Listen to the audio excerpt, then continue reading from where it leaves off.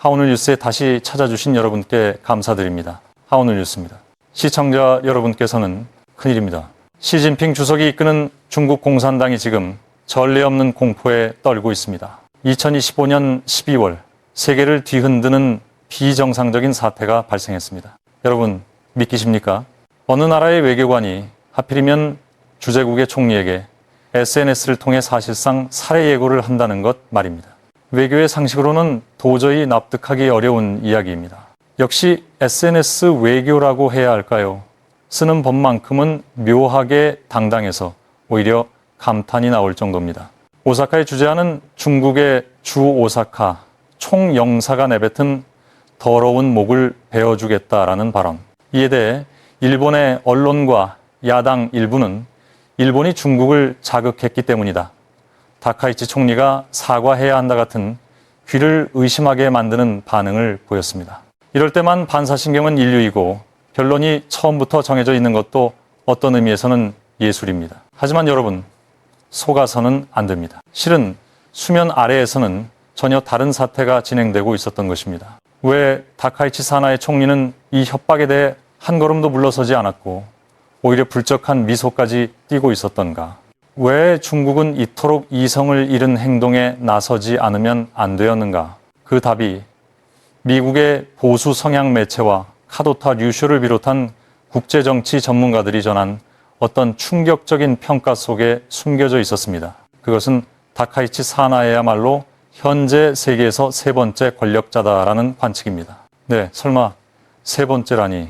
랭킹을 좋아하는 건 만국 공통이라지만 갑자기 순위표를 들이밀면 웃어야 할지 망설여지기도 하죠. 하지만 이것은 단순한 바람이 아닙니다. 냉혹한 지정학적 계산에 기반한 미국 측의 속내에 가까운 평가라는 것입니다. 도널드 트럼프 대통령의 복귀가 결정적이 된 지금 백악관의 새로운 핵심부에서는 어떤 새로운 세계의 지도가 그려지고 있다고 합니다.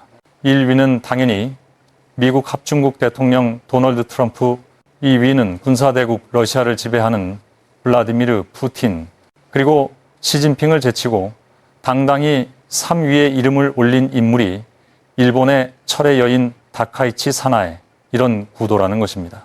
마치 서열을 매기는 예능 프로그램 같지만 당사자들은 웃을 일이 아니겠지요. 왜 중국의 시진핑이 아니라 다카이치 총리인가? 바로 여기에 이번에 중국이 발광하듯 일본을 공격하기 시작한 진짜 이유가 있습니다. 중국은 알아차려버린 것입니다.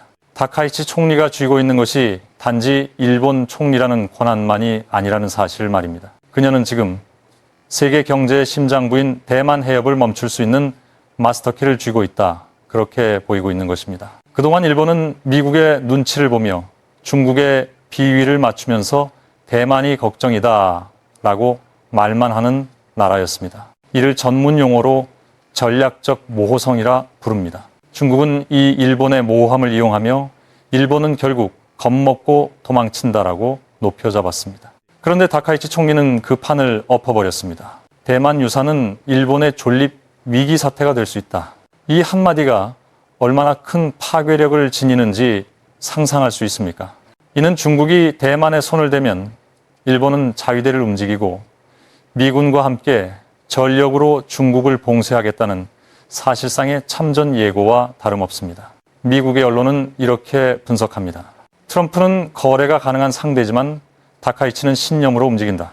중국에게 돈으로 살 수 없는 정치가만큼 무서운 존재는 없다. 돈으로 살 수 없는 상대가 무섭다는 건 이해합니다만 그래서 목을 벤다느니 하는 말을 입에 올리는 건 품격이 일을 그만둔 수준입니다. 총영사가 목을 벤다 같은 야만적인 말을 쓴 것은 일본이 무서워서가 아닙니다. 반대입니다. 일본이 진심이 된 것을 깨닫고 공포에 패닉에 빠진 결과가 밖으로 새어나온 것입니다. 그들은 얼굴이 새파래진 채 필사적으로 허세를 부리고 있을 뿐입니다. 허세는 공짜지만 국제사회의 신뢰는 공짜가 아닙니다. 하지만 여기서부터가 진짜 지옥입니다. 중국이 그 외교관의 폭언에 취해 있는 사이 다카이치 총리는 이미 중국 경제의 숨통을 끊기 위한 어떤 준비를 끝내놓았다는 이야기입니다. 그것은 미사일이나 전투기 같은 물리적 무기가 아닙니다. 더 조용하고 더 잔혹하고 그리고 회피가 불가능한 경제의 최종 무기입니다. 일본이 오래전부터 알고 있던 이 카드가 꺼내지는 순간 아시아의 세력 지도는 하룻밤 사이에 격변하게 됩니다. 대체 그 무기는 무엇인가? 왜 트럼프 대통령은 다카이치 총리를 이토록 높게 평가하며 중국을 무시하고 일본과만 손을 잡는 선택을 했는가? 본편에서는 중국이 숨기고 싶어도 숨길 수 없는 경제 붕괴 현장과 다카이치 총리가 조용히 발동시킨 겉의 얼굴과 뒤의 생명줄에 대해 놀라운 사실을 폭로해 나가겠습니다. 자, 중국 경제 붕괴와 다카이치 총리가 던진 최종 무기의 정체로 들어가기 전에 한 가지 여러분께 묻고 싶은 것이 있습니다. 만약 여러분이 다카이치 총리처럼 중국에 한 발도 물러서지 않는 강한 일본을 지지한다면 지금 바로 채널 구독을 부탁드립니다. 그리고 중국 외교관의 폭언은 절대 용납할 수 없다고 생각하시는 분은 분노의 좋아요 버튼을 눌러 의사를 표시해 주십시오. 여러분의 그 한 번의 클릭이 일본의 여론을 바꾸는 힘이 됩니다. 저쪽이 여론 공작에 열심이라면 이쪽은 여론 참여로 맞설 때입니다. 자, 좋아요 버튼을 눌러주신 가고 있는 여러분께만 여기서부터는 봐주지 않는 진실을 말씀드리겠습니다. 중국이 얼굴이 창백해진 진짜 이유, 그것은 다카이치 총리가 날린 카운터 펀치가 군사적 협박이 아니라 중국의 아킬레스건인 경제를 정확히 찔렀기 때문입니다. 앞서 언급한 살해 예고 이후 중국 정부는 무엇을 했을까요? 그렇습니다. 일본으로의 도항 자제와 수산물 수입 금지라는 늘 하던 경제 제재 카드를 꺼냈습니다. 그들은 이것으로 일본이 울며 매달릴 것이라 믿었습니다. 하지만 결과는 어땠는가? 이것이 웃음이 나올 정도로 거대한 부메랑이 되어 중국 경제의 목을 조르게 되었습니다. 결정타가 매번 이상하게 자기 몸에 꽂히는 건 이제는 하나의 양식미입니다. 먼저 관광입니다. 중국이 일본에 가지 말라라고 명령을 내린 순간 일본의 관광지는 곤란하기는커녕 오히려 쾌적해졌다는 평이 돌며 구미와 대만, 동남아시아의 부유층으로 넘쳐났습니다. 반면 비명을 지른 쪽은 누구였는가? 일본의 인바운드 업자들이 아닙니다. 중국의 항공사와 여행 대리점입니다.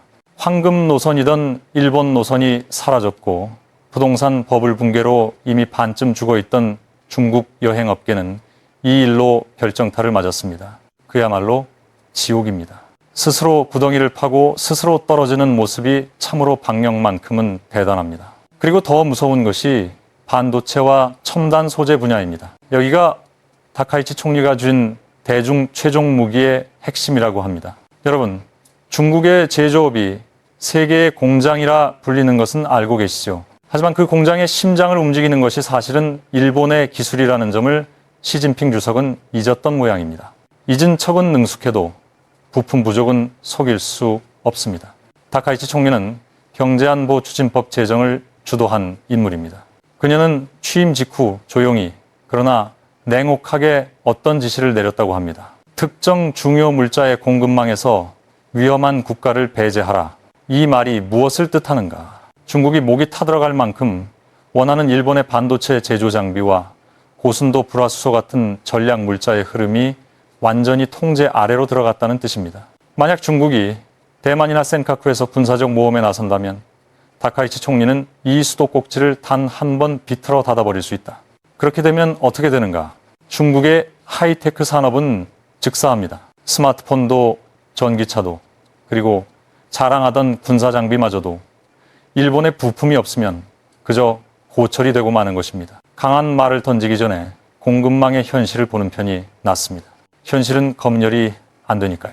시진핑 주석이 두려워하는 것은 미군의 항공모함이 아닙니다. 다카이치 총리라는 이 수도꼭지 앞에 서서 결코 돈에 흔들리지 않는 리더의 존재 그 자체입니다. 일본을 화나게 하면 자기 나라가 멈춘다.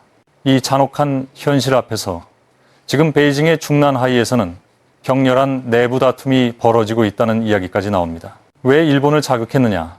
그 외교관 때문에 전부 망했다라고 책임 떠넘기기가 시작되었다는 정보도 있습니다. 책임 전가가 국기는 아니지만 유난히 그 종목에 강한 나라가 있는 것도 사실입니다.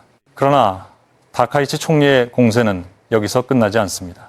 그녀는 고아베 신조 전 총리에게서 맡겨받은 어떤 유지를 실행에 옮김으로써 중국의 야망을 밑바닥부터 뒤집으려 하고 있다는 흐름입니다.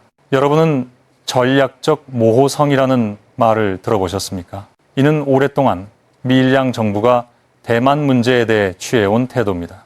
중국이 대만을 공격하면 도울 수도 있고 안 도울 수도 있다. 일부러 태도를 분명히 하지 않음으로써 중국이 함부로 손대지 못하게 하는 오래된 지혜였습니다. 하지만 다카이치 사나이라는 정치가는 이 모호함을 극도로 싫어합니다. 그녀는 아베 전 총리의 사상을 가장 짙게 계승한 후계자로서 이 오래된 룰을 묻어버리려 한다고 합니다. 대만은 일본 유사다. 이 말은 단순한 구호가 아닙니다. 모호함에 대한 사실상의 사형 선고입니다. 모호함으로 이득 보던 시대는 이제 끝났다는 뜻입니다. 카도타 류쇼의 분석에 따르면 다카이치 총리의 이 명확한 태도는 미국의 차기 트럼프 정권과 완전히 동기화되었다고 합니다. 트럼프 씨는 사업가입니다. 그는 무엇을 할지 모르는 상대보다 분명하게 말하는 강한 파트너를 선호합니다. 그녀는 믿을 수 있다. 그녀와라면 중국을 완전히 봉쇄할 수 있다. 트럼프 씨의 이 평가야말로 다카이치 총리를 세계 세 번째 권력자로 밀어올린 최대 요인, 그런 이야기입니다. 오늘날 미일대 라인은 전례 없이 견고한 철의 트라이앵글을 형성하고 있다고들 말합니다. 일본에는 다카이치 사나에, 미국에는 도널드 트럼프, 그리고 대만에는 라이칭더.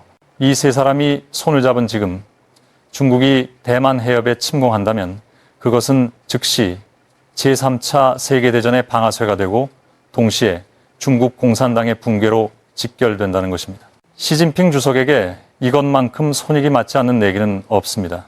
이길 수 없다는 걸 알면서도 자꾸 내기를 하고 싶어 하는 것도 참 신기한 일입니다. 한때 아베 전 총리가 제창한 자유롭고 개방된 인도 태평양, 그 거대한 구상은 이제 다카이치 총리의 손에 의해 중국 봉쇄라는 실체 있는 우리로 변해 날뛰는 용을 완전히 가두려 하고 있다고 그려집니다. 중국 당국이 아무리 내정 간섭이다, 레드라인이다라고 외쳐도 그것은 우리 안에서 짖는 메아리에 불과하다는 말이지요. 레드라인은 긋기 위해서가 아니라 밟히면 소리치기 위해 존재하는 것처럼 쓰이면 설득력이 떨어집니다. 열쇠를 쥐고 있는 것은 더 이상 베이징이 아니라 도쿄라는 것입니다. 이번 소동을 통해 우리 일본인은 한 가지 큰 사실을 깨달았다고 결론을 맺습니다. 그것은 일본이 우리가 생각하는 것 이상으로 강한 나라라는 점입니다. 오랫동안 우리는 중국을 화나게 하면 안 된다, 경제로 보복당한다 라고 주입되어 왔습니다. 하지만 뚜껑을 열어보니 어떻습니까? 다카이치 총리가 당당하게 아니오를 들이밀자 허둥대며 자멸하기 시작한 쪽은 중국이었습니다. SNS에는 일본 국민의 환희의 목소리가 넘쳐납니다. 보통 국가가 된 것 같다. 다카이치 씨 잘 말했다. 중국의 협박 따위 이제 무섭지 않다. 이는 전후 체제로부터의 정신적 탈각입니다. 일본이 각성하고 세계의 강대국으로서 아시아의 평화를 지키는 수호자로 일어선 순간을 우리가 지금 목격하고 있다는 것입니다. 하지만 방심은 금물입니다. 궁지에 몰린 짐승일수록 더 흉포해지는 법입니다.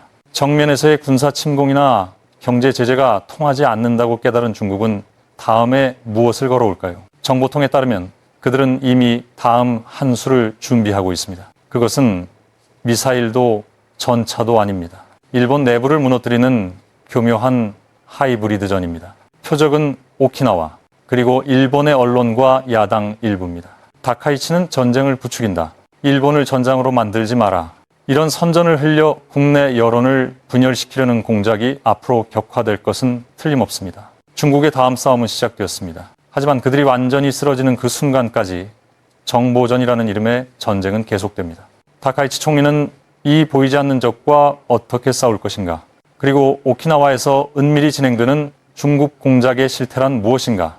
다음 영상에서는 언론이 절대로 보도하지 않는 오키나와 하이브리드전의 충격적인 진실을 폭로하겠습니다. 이 정보를 모르고 있으면 여러분은 자신도 모르는 사이 중국의 공작에 가담하게 될지도 모릅니다. 자신도 모르게라는 말이 가장 무섭습니다. 그러니 더더욱 알아둘 가치가 있습니다. 일본의 미래를 지키기 위해 진실을 알 각오가 있는 분은 꼭 채널 구독을 하고 알림을 켜고 기다려 주십시오. 그리고 이번 영상으로 일본의 강함을 다시 확인하신 분은 좋아요 버튼으로 다카이치 총리에게 응원을 보내주십시오. 일본은 더 이상 침묵하는 나라가 아닙니다. 우리가 계속 목소리를 내는 한 이 나라는 지지 않습니다. 그럼 또 다음 영상에서 뵙겠습니다. 감사했습니다. 하오늘 뉴스의 오늘 방송은 여기서 잠시 마치겠습니다. 하오늘 뉴스는 여러분의 소중한 댓글을 언제나 기다리고 있습니다. 시청해주셔서 감사합니다. 안녕히 계세요. 다음 방송에서 다시 뵙겠습니다.